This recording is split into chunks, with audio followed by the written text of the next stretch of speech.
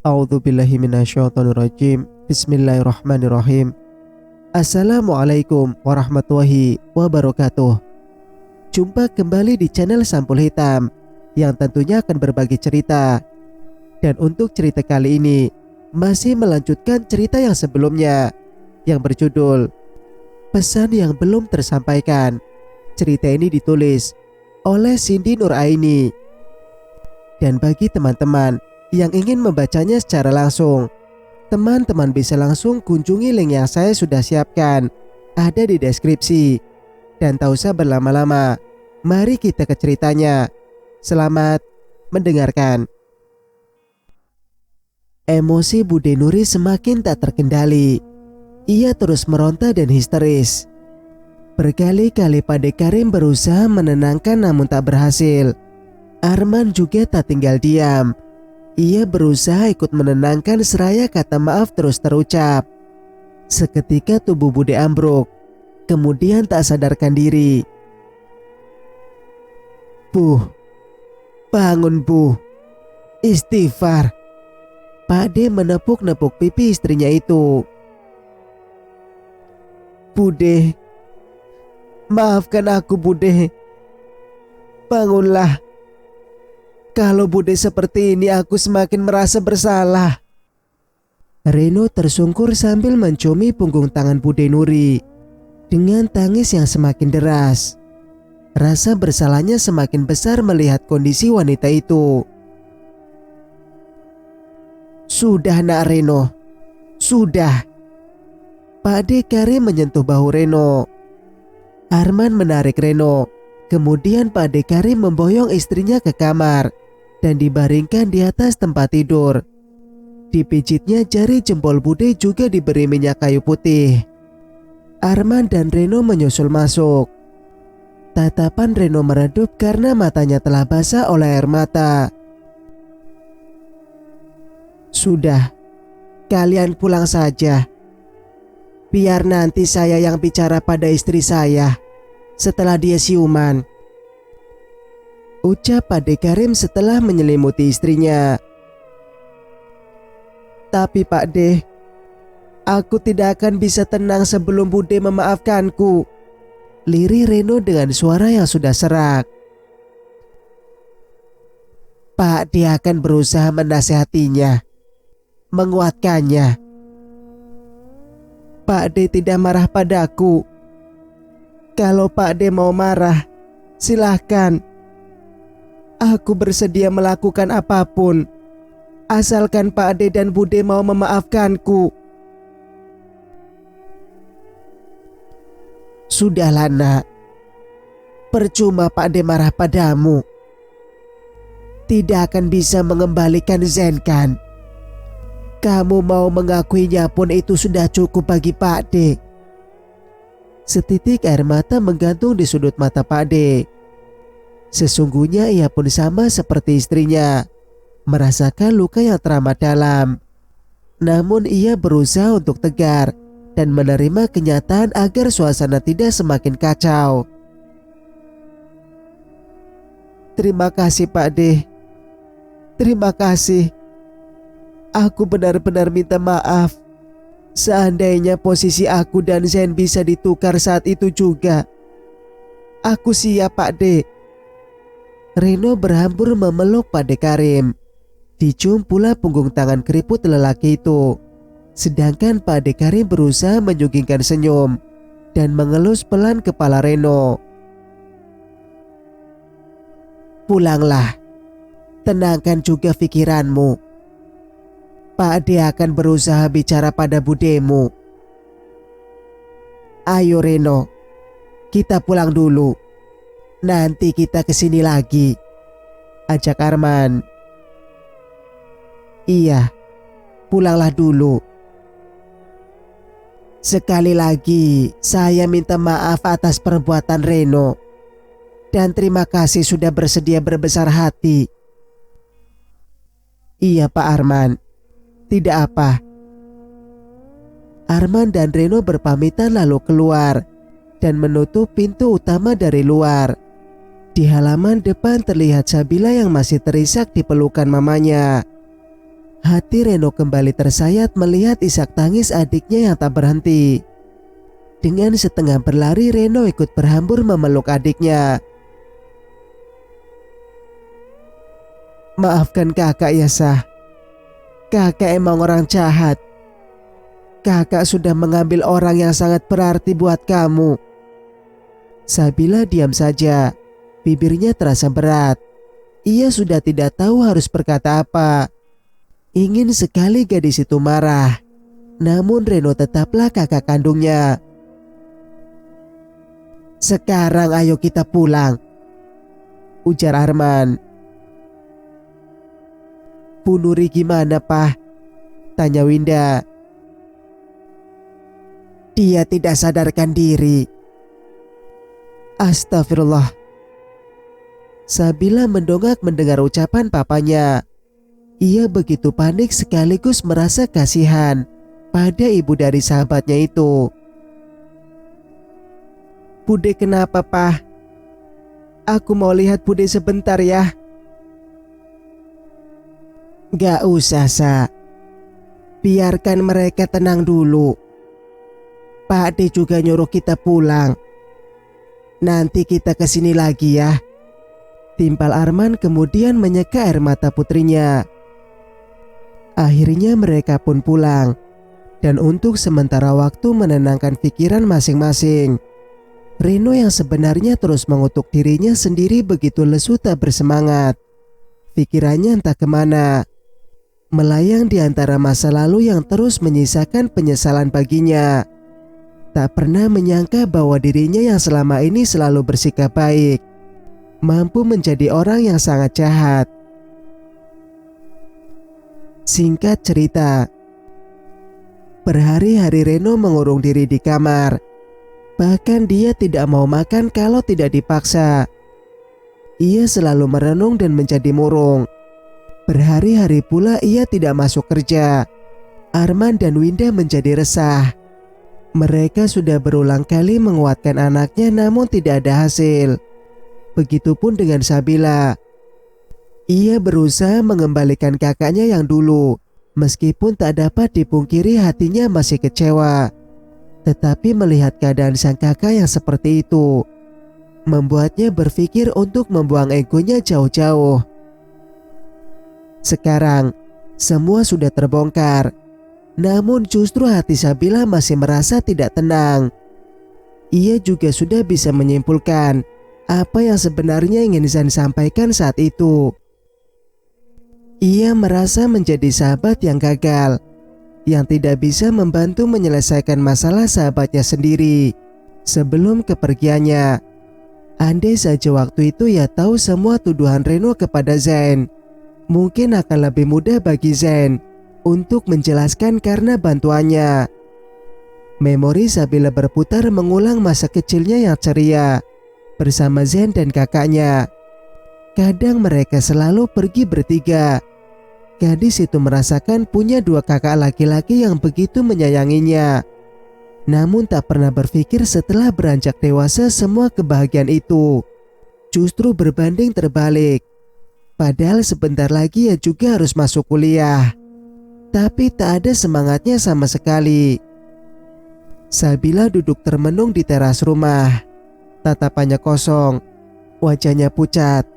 Dari balik pagar, Ferry yang kebetulan lewat memperhatikannya. Laki-laki itu merasa enggan untuk menginjakkan kaki di sana. Namun melihat keadaan Sabila, hatinya merasa iba. Ia dapat merasakan kekecewaan yang kini dirasakan oleh Sabila. Apalagi Ferry pun sudah cukup lama mengenal Sabila. Akhirnya dengan hati-hati Ferry menepikan motornya di luar pagar. Tak berani memasukkan motornya ke halaman rumah temannya itu. Ia berdiri tak jauh di depan Sabila. Namun seolah gadis itu tak menyadari keberadaannya. "Sabila," sapa Ferry namun tak ada jawaban. Ferry duduk di samping Sabila. Ia menepuk pundak gadis itu hingga tersentak kaget. "Astagfirullah. Loh, Kak Ferry, sejak kapan di sini?" Tanyanya linglung. Barusan kamu ditegur juga gak nyaut. Oh, maaf kak. Mereka terdiam sejenak, sama-sama menatap lurus ke depan. Aku minta maaf ya. Gara-gara aku, keadaan jadi kacau seperti ini, ujar Ferry kemudian. Iya kak, jawab Sabila singkat. Kamu masih marah sama aku? Enggak. Ferry menganggukkan kepala. Ia paham bahwa Sabila masih merasa kecewa, entah itu padanya juga pada Reno. Aku ngerti perasaan kamu. Kita sama-sama kehilangan orang yang kita sayangi. Kemarin aku juga sempat berpikir dan merenung. Mungkin semua ini memang salahku. Reno juga berhak marah. Cuma dia salah sasaran. Kasihan Zensa. Pantas saja waktu di danau, sosok Zen begitu marah padaku. Sabila menoleh, menata Ferry yang menunduk.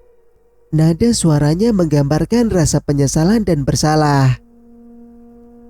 Iya kak, toh semuanya sudah terjadi. Sekali lagi aku minta maaf ya Sa. Aku betul-betul tidak tahu kalau kejadiannya akan seperti ini. Tapi kak, kemarin kami sudah mendatangi rumah orang tua Zen. Papa meminta Kak Reno untuk mengakui semuanya. Dan kemarin Bude marah besar. Hal itu membuat Kak Reno makin terpuruk. Sampai sekarang dia selalu mengurung diri, tidak mau makan bahkan tidak kerja. Aku kasihan sama dia kak. Oh, pantas saja sudah beberapa hari aku tidak melihat Reno di pabrik. Aku kira dia memang sengaja tidak mau bertemu aku atau menghindar. Aku takut Kak Reno sakit. Dia menyiksa dirinya sendiri. Aku gak mau kehilangan orang yang aku sayang lagi kak. Suara Sabila mulai parau. Kecemasan tergambar di wajahnya. Kamu jangan berhenti bujuk Reno ya. Setelah keadaannya membaik, tolong kabari aku. Aku mau minta maaf sama dia. Aku tidak mau bermusuhan sama dia. Aku akan berusaha menurunkan egoku. Aku juga ingin hubungan pertemanan kami seperti dulu lagi. Ucap Ferry penuh harap dengan mata berkaca-kaca. Syukurlah kalau begitu. Aku pun ingin semuanya kembali seperti sedia kala. Kalian akur lagi. Ketika keduanya sedang larut dalam perbincangan, tiba-tiba terdengar suara benda jatuh yang cukup keras dari dalam, diiringi teriakan. Sabila dan Ferry kaget lalu mereka berlari masuk ke dalam. Ren, ada apa? Buka pintunya. Winda menggedor pintu kamar Reno dengan panik. Ada apa ini mah? Tanya Sabila yang ikut cemas. Mama tidak tahu. Tiba-tiba kakakmu teriak-teriak. Pintunya dikunci. Terdengar kembali suara teriakan Reno dari dalam. Reno, ini Mama. Buka pintunya. Kak, kakak kenapa? Sabila dan Winda terus mengetuk pintu berkali-kali. Meskipun tidak ada respon dari Reno. Sedangkan Ferry hanya berdiri mematung. Bingung harus melakukan apa. Maaf Bu, kalau boleh saya yang bujuk Reno, ujar Ferry kemudian. Winda diam saja. Ia pun bingung harus melakukan apa. Setaunya juga Ferry adalah salah satu teman terdekat anaknya. "Kak, jangan!" serga Sabila saat tangan Ferry hampir mengetuk pintu dan mulutnya akan terbuka memanggil Reno. "Kenapa, Sah?" "Sepertinya keadaan Kak Reno sedang tidak baik. Aku khawatir kalau dia dengar suara Kak Ferry dan tahu kakak ada di sini, dia akan semakin marah. Situasinya bisa semakin rumit," jawab Sabila. Ferry hanya menghela napas pendek seraya mundur dengan lemas. Sebetulnya ia ingin berusaha menenangkan Reno, sekaligus meminta maaf saat itu juga. Namun betul kata Sabila, keadaan Reno belum membaik. Dan bisa saja saat ini Reno masih sangat membencinya. "Iya Ferry, sebaiknya kamu pulang dulu," sambung Winda. "Bu, saya minta maaf ya. Gara-gara saya, Reno jadi seperti ini." Ferry menunduk lesu. Ia tak berani menatap mata Winda karena merasa tak enak hati. "Tidak apa-apa, kamu pulang saja dulu. Nanti kalau keadaan Reno sudah membaik, kalian bisa bicarakan lagi masalah kalian secara baik-baik." "Ya sudah, saya pamit dulu Bu. Aku pulang dulu ya. Jangan lupa kalau ada apa-apa hubungi aku." Ferry menyalami punggung tangan Winda. Hatinya masih belum bisa tenang. Berulang kali ia menoleh lagi ke belakang. Ingin sekali ia masuk ke kamar Reno. Namun ia pun tidak ingin menambah suasana semakin keruh. Setelah Ferry keluar, pintu kamar akhirnya terbuka. Dengan kondisi kacau dan rambut acak-acakan, Reno berdiri di ambang pintu. Tatapannya sayu dan ada lingkaran hitam mengelilingi matanya. "Kakak kenapa?" Sabila refleks memeluk kakaknya sambil terisak. Ia tidak tega melihat kondisi Reno saat ini. "Ren, kamu pucat sekali. Kamu juga pasti kurang tidur. Jangan banyak pikiran ya." Winda ikut mendekat.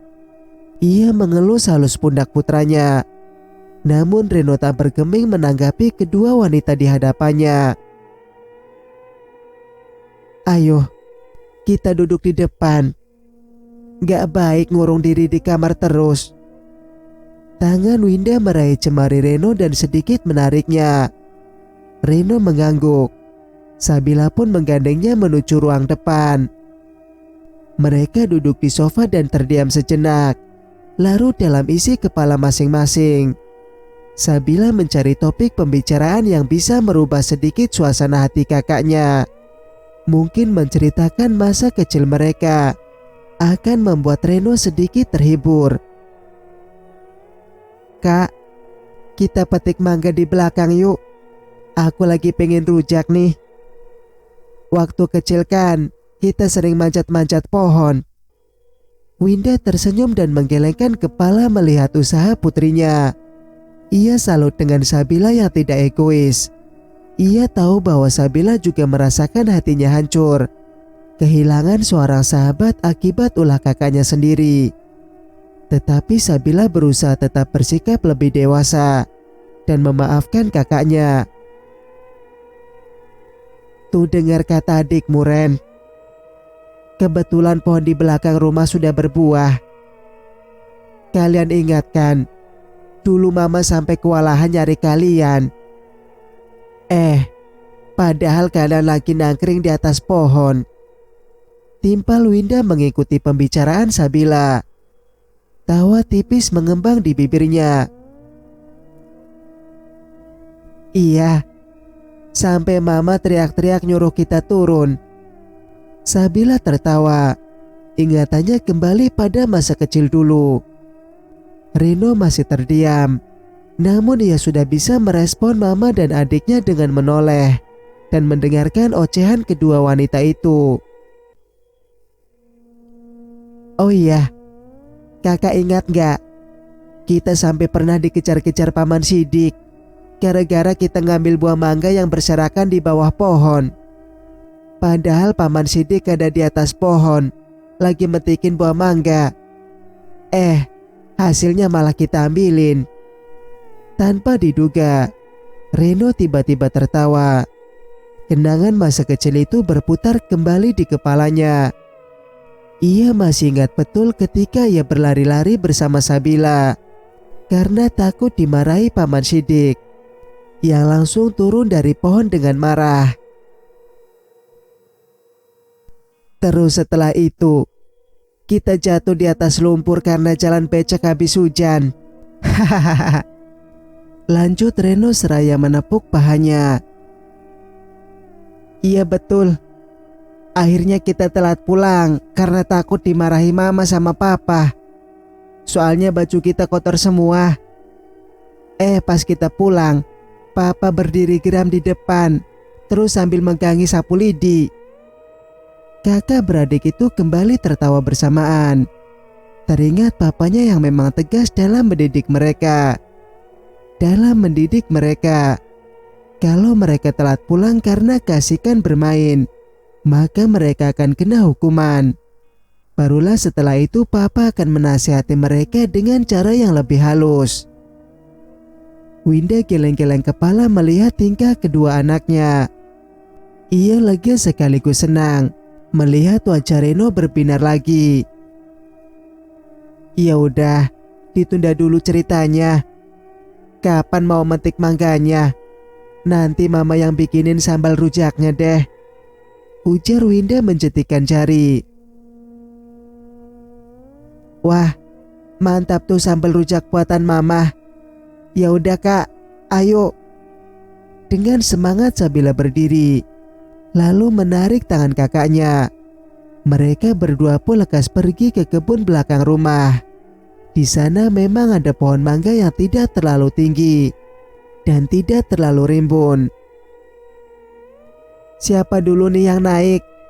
Tanya Sabila setelah mereka sudah berada di depan pohon. Ya udah kamu dulu deh, biar kakak bisa jaga kamu di bawah. Takut kamu jatuh lagi. Gak bakal jatuh, aku kan udah jago. Sabila naik dengan cekatan. Walaupun sebenarnya merasa sedikit takut karena sudah lama sekali ia tidak pernah manjat pohon lagi. Saat sedang menginjak satu ranting pohon, tiba-tiba Sabila teringat Zain. Terakhir ia manjat pohon itu bersama Zain saat mereka masih duduk di kelas 5 SD. Kenapa berhenti?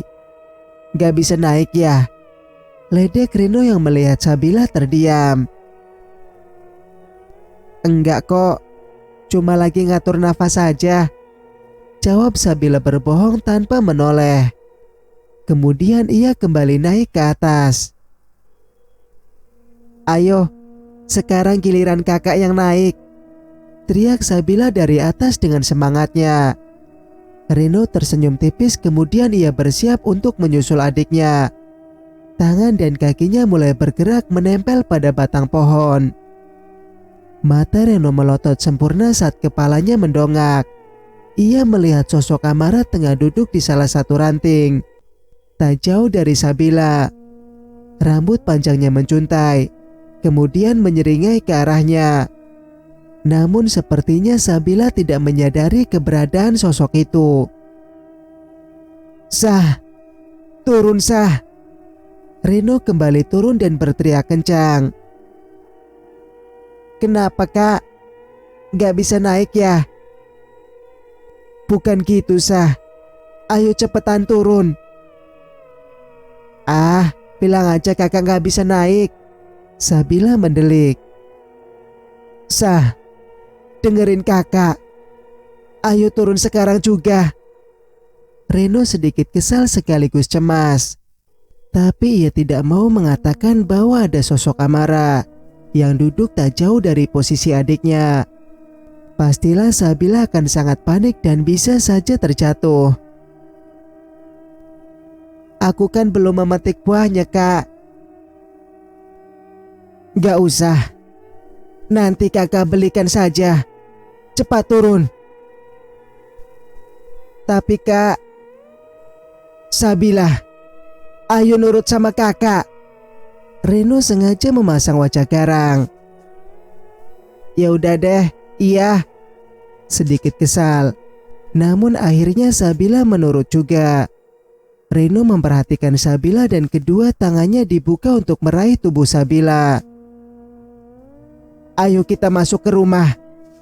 Reno menarik tangan Sabila, namun gadis itu menahannya. Ada apa sih kak? Belum juga dapat mangganya, udah ngajak masuk lagi. Sabila merengek kesal. Coba kamu lihat ke atas pohon. Sabila mendongak, namun ia tidak melihat apa-apa selain beberapa mangga yang masih muda menggelantung di sana. Apa sih kak? Kamu lihat gak? Di atas ada apa? Ada mangga. 1, 2, 3. Jawab Sabila dengan polosnya, seraya menghitung mangga-mangga itu dengan jari telunjuknya. Bukan sah. Reno menepuk dahi. Masih terlihat oleh ekor matanya sosok Amara sedang mengayunkan kakinya sambil masih menyeringai seram. Terus apa dong? Ada sosok Amara duduk di salah satu ranting, bisik Reno. Sabila kaget. Dengan takut ia kembali mendongak dan mengedarkan pandangan. Namun tetap saja ia tak melihat sosok Amara seperti yang dikatakan Reno. Gak ada kak. Reno memijit pelipisnya, merasa aneh. Biasanya Sabila juga bisa melihat keberadaan sosok Amara ataupun Zen. Tapi mengapa sekarang hanya ia sendiri yang bisa melihatnya? Mungkin cuma halusinasi kakak aja. Ya udah, kita masuk aja yuk, ajak Sabila. Ia mulai kembali khawatir dengan kondisi Reno. Mas Reno baru saja melangkah, terdengar suara rintihan dari atas pohon. Sontak bulu kuduk Reno berdiri. Keringat dingin mulai merembes. Sah, kamu dengar ada yang manggil kakak enggak? Enggak kak. Reno bergidik ngeri. Cepat-cepat ia menarik tangan Sabila untuk pergi dari tempat itu. Telinganya masih menangkap suara Amara yang terus memanggilnya dengan suara lirih. Loh, mangganya mana? Tanya Winda saat ia yang baru saja pulang dari warung, berpapasan dengan kedua anaknya di depan teras. Susah memetiknya. Nanti aku belikan aja buat Sasa, jawab Reno seraya menggaruk kepala, lalu menyenggol lengan Sabila. Ini mama habis beli cabai rawit sama gula merah buat bikin sambelnya. Winda sedikit mengangkat kantong kresek di tangannya. Ya udah, nanti aja mah bikinnya. Lagian aku juga tiba-tiba ngantuk, jawab Sabila asal. Ya sudah, masuk. Ma, aku mau keluar sebentar ya. Mau cari angin, sekalian nyari mangga, tugas Reno kemudian. Mau kemana Ren? Kamu juga istirahat Ki. Suntuk mah, sebentar kok. Ya sudah kalau gitu, hati-hati ya. Winda berlalu masuk meninggalkan kedua anaknya di teras. Kakak mau kemana sih? Nanti aja beli mangganya. Lagian aku maunya mangga hasil petikan sendiri, rengek Sabila. Kakak sekalian ada perlu sah. Tapi jangan lama-lama ya. Iya cantik. Reno mencubit pangkal hidung adiknya. Mereka terkekeh lalu Reno berlalu pergi. Ada perasaan khawatir di hati Sabila. Namun ia juga tidak enak melarang kakaknya. Mungkin Reno juga butuh udara segar untuk lebih menenangkan pikirannya. Cerita pun bersambung. Jika kalian suka dengan ceritanya, jangan lupa untuk like, komen, dan subscribe channel ini agar bisa mendengarkan cerita-cerita berikutnya. Wassalamualaikum warahmatullahi wabarakatuh.